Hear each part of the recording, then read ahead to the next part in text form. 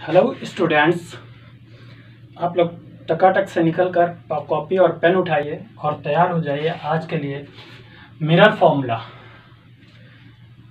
Mirror formula और mirror equation give the numerical relationship among object distance u, image distance v, and focal length small f of the mirror as follows: 1 upon f equal to 1 upon u plus 1 upon v.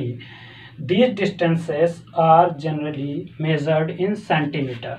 So note down this definition and this formula. This is a important formula for solving numerical, and now I am erasing.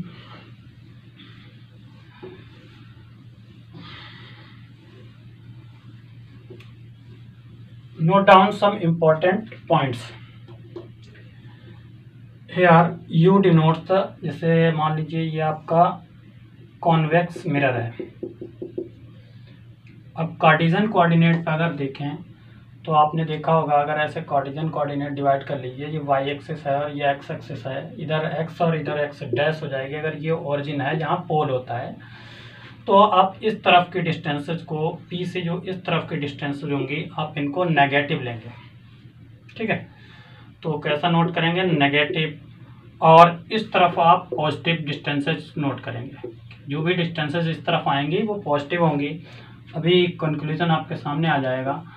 और जो down side में होंगी, जैसे image की height और image की और उसकी ऑब्जेक्ट की हाइट, अगर ऊपर की तरफ ऑब्जेक्ट की हाइट ऐसे है तो पॉजिटिव, और डाउन साइड अगर है, चाहे वो यहाँ इधर हो या उधर, तो ये नेगेटिव, हाइट ऑब्जेक्ट की नेगेटिव होगी। तो अब जैसे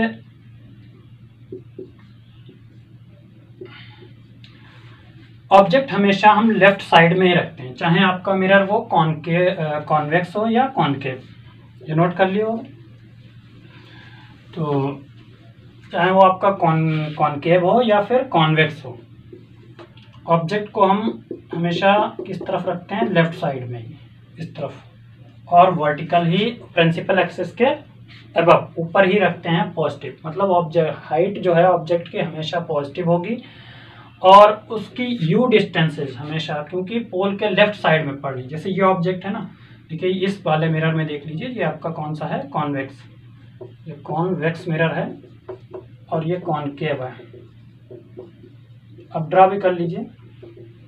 अगर यू ऑब्जेक्ट आपके यहाँ पर ये ऑब्जेक्ट रखिए तो ये डिस्टेंस यू कहलाती है, पी से यहाँ तक की डिस्टेंस। और यू हमेशा ही, चाहे आपकी देखिए इस केस में या फिर इस केस में, लेफ्ट साइड में ही है। You always take negative.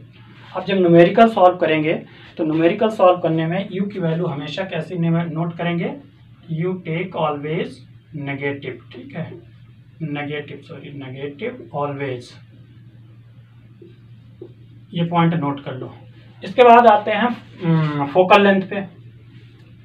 Focal length भी हमेशा देखिए, फोकल लेंथ इस केस में इस तरफ होती है, ये एफ होती है, यहाँ से फोकस, और ये कहीं सेंटर होता है सी, रेडियस।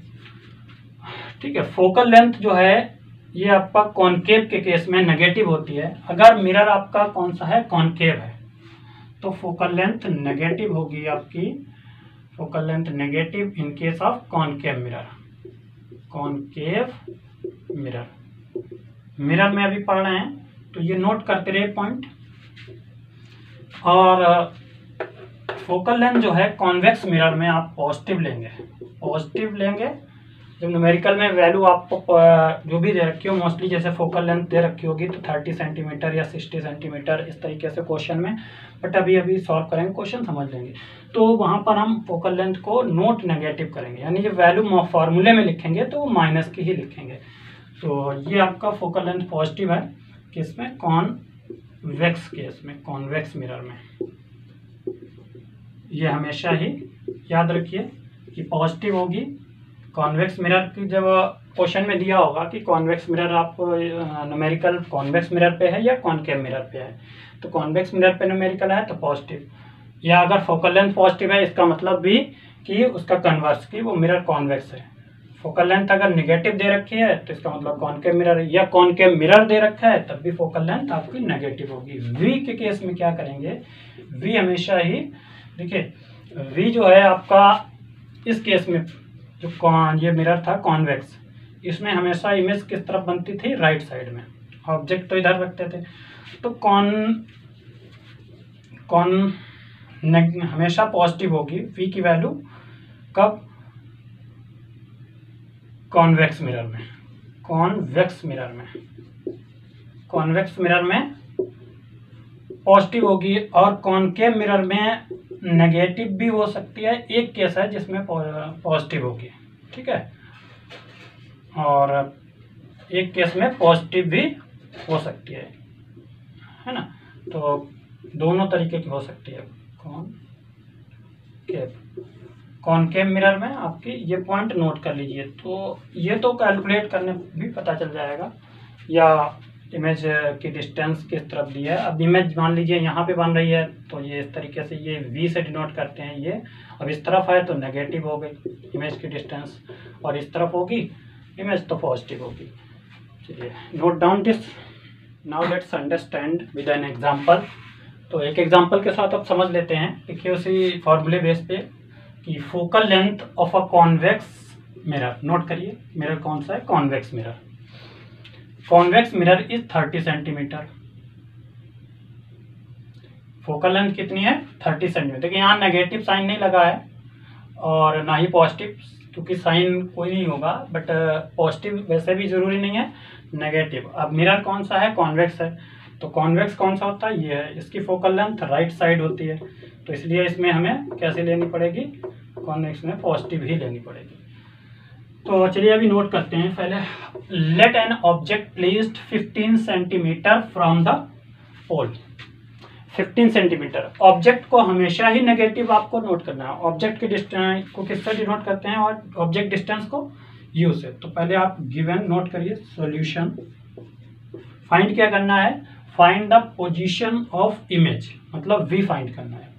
तो आपको गिवन क्या है, given F is equal to 30 centimetre, u is equal to -15 centimetre, और u equal to question mark, sorry v equal to, ये u है, और v equal to question mark. v मतलब position of image, means image की pole से distance, वही position of image, उसे v से डिनोट करते हैं, v कैलकुलेट करना है। अब अभी आपको फार्मूला क्या बताया था, 1/v equal to, since 1/v is equal to 1/f minus 1/u, चाहे ऐसे लिख लो या फिर मैंने ऐसे लिखा होगा 1/f equal to 1/v plus 1/u, पहले वैसे लिख लो,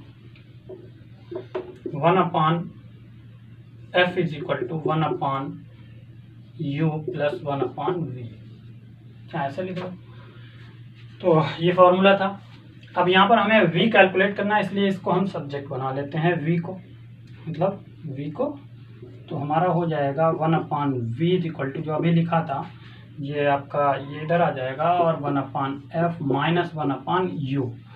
वैल्यू कैलकुलेटर पुट करिए, तो 1/v is equal to 1/f 30 plus minus, देखिए ये आपका यहाँ पर u कितना दिया था, डिस्टेंस, ऑब्जेक्ट डिस्टेंस 15 सेंटीमीटर, यहाँ साइन नहीं है, आपको यहाँ प्लस लिखा हुआ है, बट आपको माइनस की वैल्यू लिखना है क्वेश्चन में, तो वो आप ध्यान करके यहाँ पर देखिए, यह क्या माइनस, ये आपका माइनस एक तो फॉर्मूले में, और 1/-15, तो माइनस माइनस क्या हो जाएगा, ये प्लस हो जाएगा, तो आपका हो गया 1/30 प्लस 1/15। इसको एलसीएम लेके सॉल्व करते हैं। चलिए नोट करिए, इसको रफ कर देते हैं। 1/v is equal to 30, LCM हो जाएगा, तो आपका हो गया 1 + 2 इक्वल टू 3/30, कैंसिल कर दीजिए 1/10, तो आपका 1/v इज इक्वल टू 1/10।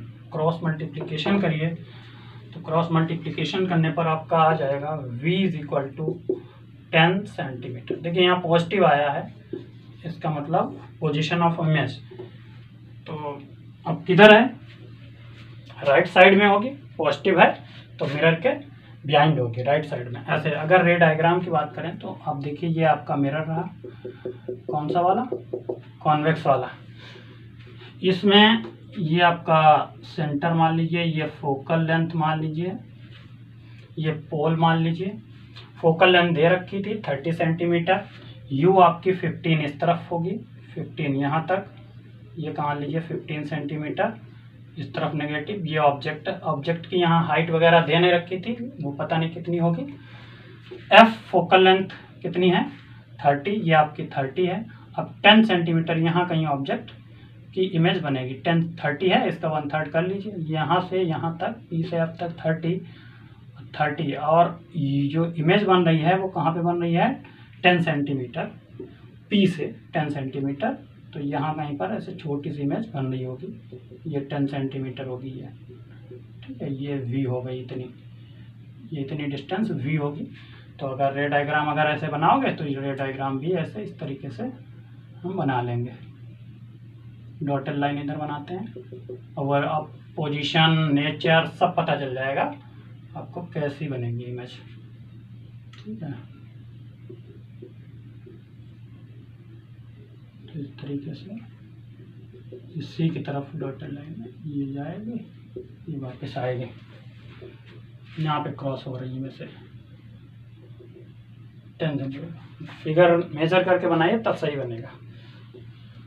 वैसे यहाँ एग्जाम में जब 4 मार्क्स 5 मार्क्स का क्वेश्चन आएगा तब ये सॉल्व करने को आता है और प्लस रे डायग्राम बनाने को आएगा, इसलिए। तो अभी छोटा सा क्वेश्चन था, नोट डाउन। मैग्निफिकेशन जैसे आपने, मतलब क्या होता है मैग्नीफाई करना ना, वही मैग्निफिकेशन कि किसी चीज़ को जूम करना। बट यहाँ पर डेफिनेशन में क्या लिखेंगे आप, comparison of the image with the height of the object is known as magnification। यहाँ पर कंपैरिजन भी लिख सकते हो, रेशियो भी लिख सकते हो। Ratio of the image with the height of the object is known as magnification. मतलब इमेज, जो इमेज बन रही है और जो इमेज है और ये ऑब्जेक्ट, इसकी हाइट में रेशियो, देखिए लिखा हुआ है magnification equal to height of the image to upon में height of the object. Object की हाइट नीचे, इमेज की हाइट ऊपर, ये रेशियो क्या कहलाता है, मैग्निफिकेशन कहलाता है। इसी को हम कंपैरिजन भी कह सकते हैं, रेशियो भी कह सकते हैं। और न्यूमेरिकली इन सिंबल फॉर्म में m इक्वल टू, मैग्निफिकेशन को m से डिनोट करेंगे और m equal to hi suffix में लिखा हुआ, i means image, height of image, ho height of object. तो ये सिंबल से याद रखेंगे, height of image upon height of object. Note down. Magnification is also, ठीक है, एक पॉइंट ऑन लिखते हैं।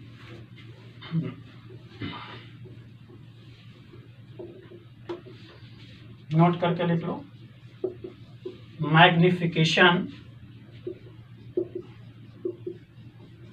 Magnification is also defined as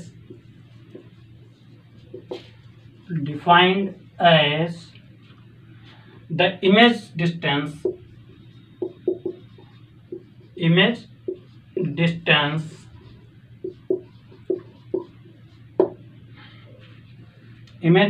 v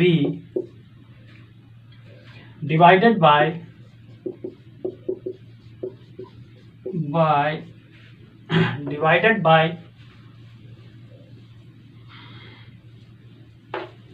object distance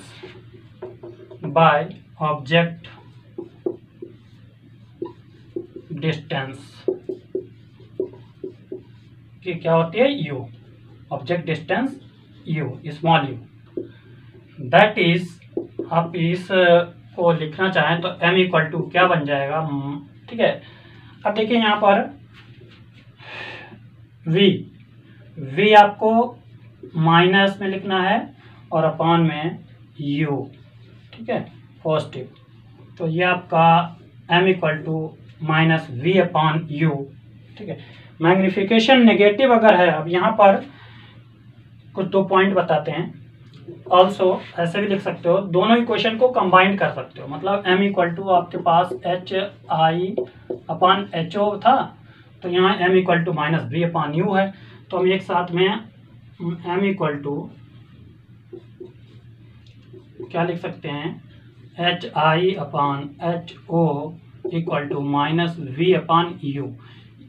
अगर कभी कभी क्वेश्चन आता है कि v और u दे रखा होता है या फिर v दे रखा होता है और एच आई, मतलब ये वाली इक्वेशन इधर वाले टर्म को यूज कर लिया जाता है मैग्निफिकेशन, या v और u दे रखा होता है तब हमें मैग्निफिकेशन फाइंड करना होता है।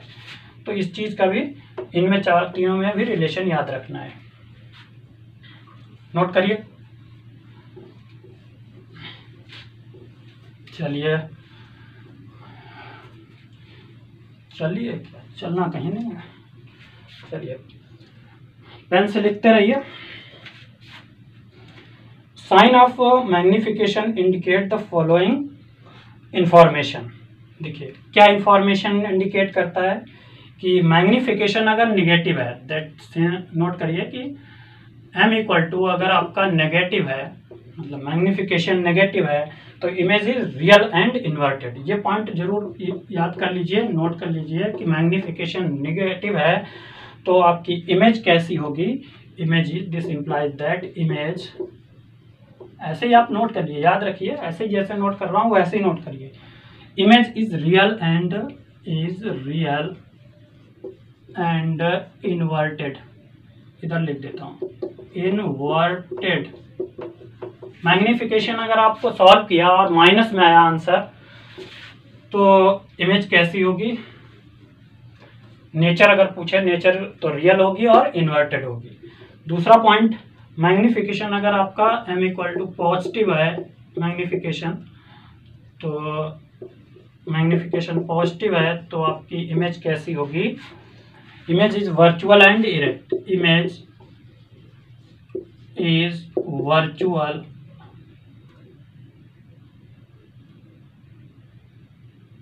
कुछ नहीं देख रहे हैं कि सही रिकॉर्डिंग हो रही नहीं हो रही, वर्चुअल एंड इरेक्ट। ठीक है, तो ये दो पॉइंट याद रखिए, दोनों नोट करके, बहुत इंपॉर्टेंट है।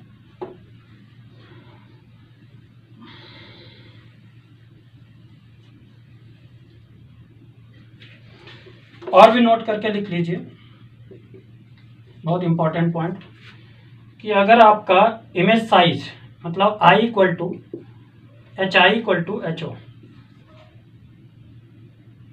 H I equal to H O है, तो दिस इम्प्लाइज दैट आपका मतलब हाइट ऑफ इमेज और हाइट ऑफ ऑब्जेक्ट दोनों इक्वल हैं। इक्वल कब होते हैं ये आप कमेंट में बताइए मुझे, कि हाइट ऑब्जेक्ट की हाइट और इमेज की हाइट कब होती है, यानी ऑब्जेक्ट कहाँ पे रखी जाए तब हाइट इमेज की जो है, इमेज की हाइट इक्वल ऑब्जेक्ट के हाइट के इक्वल हो जाती है, बताइए आंसर। चलिए, अच्छा, हाइट ऑफ इमेज और हाइट ऑफ इमेज, तब आपका m इक्वल टू 1 होगा। जब m इक्वल टू 1 होगा तो ये होगा, अगर m इक्वल टू आपका मान लीजिए लेस देन 1 है, 1 से छोटा है, यानी मैग्निफिकेशन फाइंड किया 1 आया तो एच आई इक्वल होंगे, एच आई और एच ओ, मतलब height of image height of object. Magnification की वैल्यू 1 से कम है, 0.42 जो भी है, 0.3 ऐसे, ये क्या है 1 से कम है। तो ये 1 से जब कम है तो बताइए क्या होगा कि आपकी इमेज, हाइट ऑफ इमेज क्या होगी, हाइट ऑफ इमेज भी कम होगी हाइट ऑफ ऑब्जेक्ट से। ठीक है, ये इसका पॉइंट हो गया।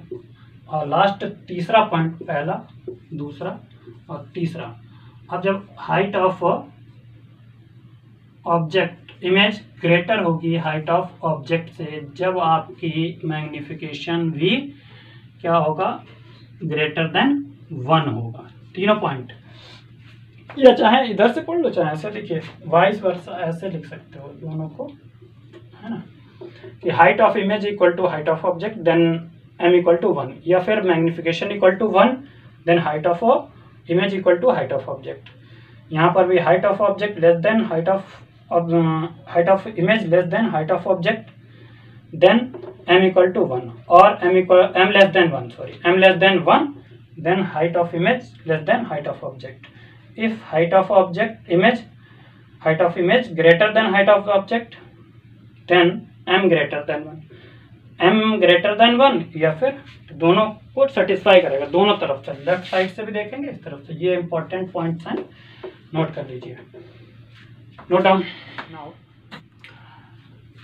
this point is optical power of a mirror. It is denoted by P, capital P.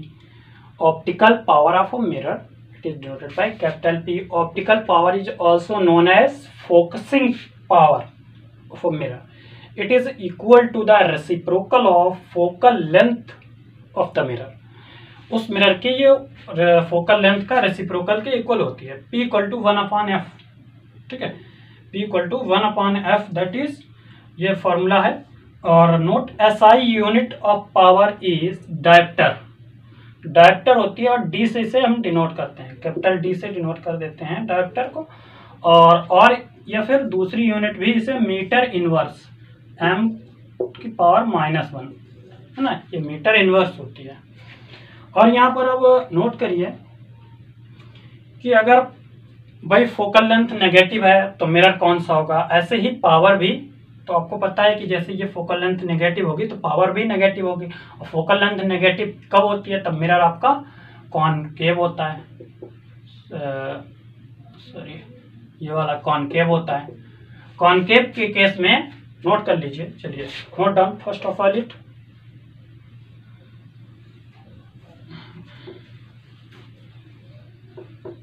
Note कर लीजिए, देखिए कॉनकेव के केस में फोकल लेंथ नेगेटिव होती है। ये फोकल लेंथ क्या होती है, नेगेटिव होती है, कॉनकेव।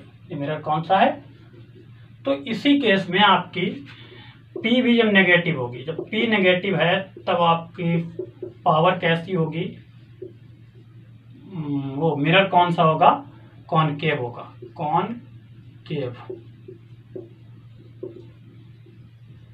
और जब P की वैल्यू पॉजिटिव होगी तब आपका मिरर कौन सा होगा, कॉन्वेक्स मिरर होगा।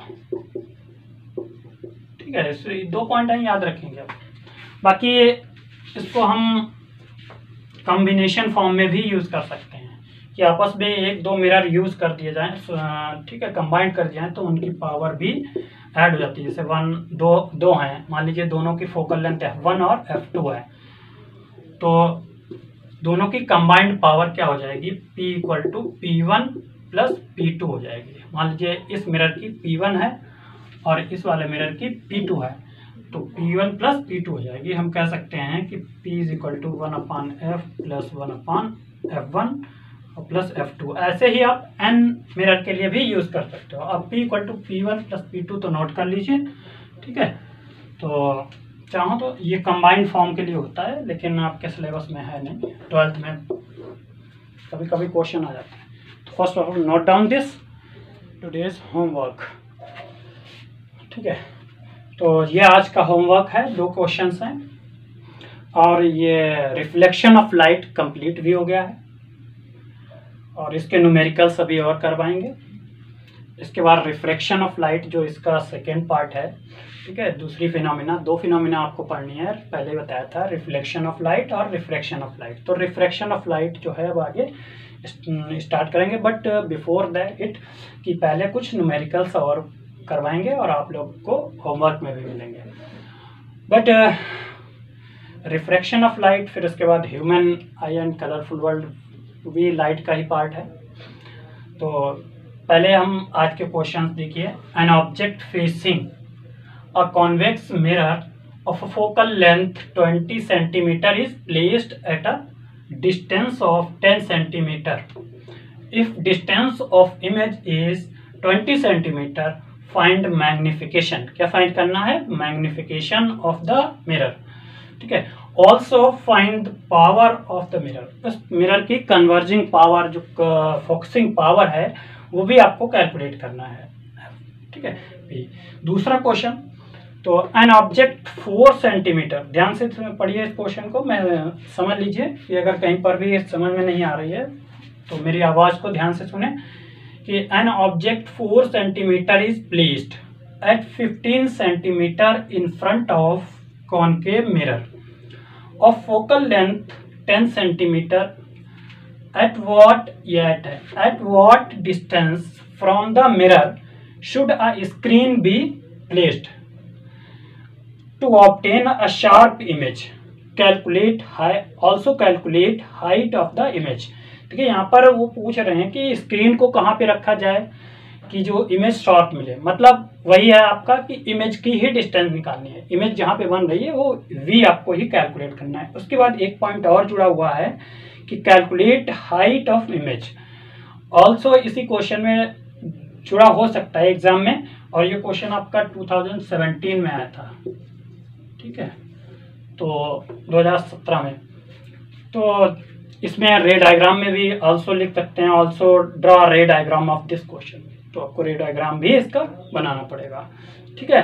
तो इससे पहले जो क्वेश्चंस दिए वीडियो में थे, ये वीडियो काफ़ी लॉन्ग टाइम के बाद हुई, कुछ प्रॉब्लम्स हो गई थी, बट इससे पहले जो क्वेश्चन दिए थे उसमें सिर्फ एक बच्चे ने ही मुझे आंसर, उसके होमवर्क के आंसर सेंड किए हैं, और वो कौन है? शिवानी सिंह।